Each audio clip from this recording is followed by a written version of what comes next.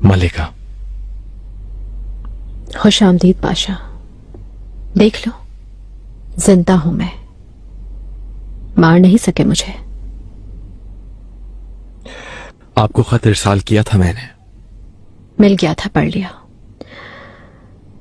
अब भी उनके तरफदार हो ना, इसलिए कि फायदा तुम सबका है।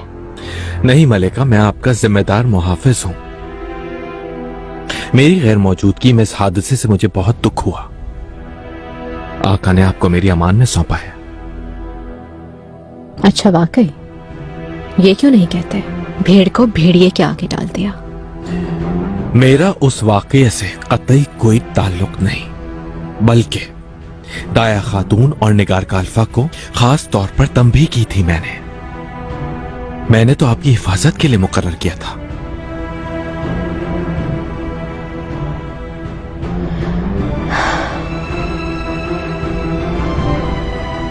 वालिदा को खुद रोक लो इब्राहिम।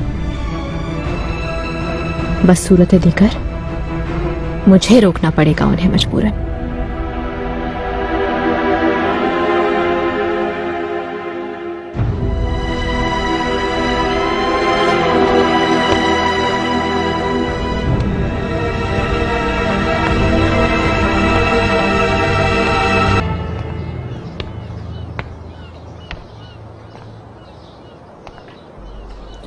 मेरे आका, मुझे याद किया आपने?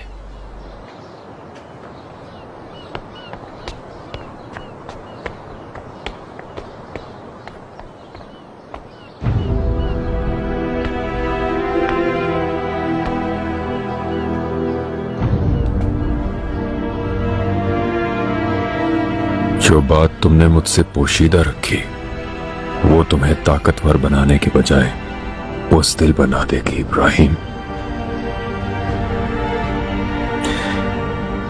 बगावत के मसले का कह रहे हैं तो वजाहत करने की इजाजत दीजिए। वजाहत नहीं मांगी इब्राहिम। तुम्हारी जुर्रत कैसे हुई मुझसे पोशीदा रखने की?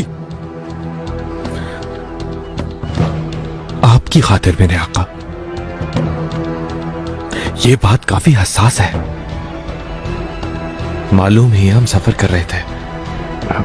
इस तरह के वाकये का बताकर आपके जहन को भटकाना नहीं चाहता था मैं। और वैसे भी मलिका आप काफी सेहतयाब हो गई हैं। हुरम को क्यों लिखा तुमने? क्या मकसद था? छुपाना चाहते थे इस मसले को? जबकि मैंने तुम्हारे सुपुर्द किया था हुरम की जान को। मैंने कहा था अगर उसे ठोकर भी लगी तो तुम जिम्मेदार होगे। क्या ऐसे होती है हिफाजत?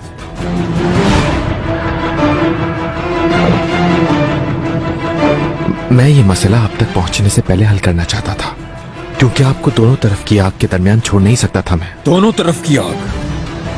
कैसे? मालूम है, मलिका को यकीन है कि इस हमले के पीछे वालदा सुल्तान का हाथ है मेरे आका। मैं इसका सोच भी नहीं सकता, लेकिन अगर ये बात सच है तो ये मसला मेरी पहुंच से बाहर है आका।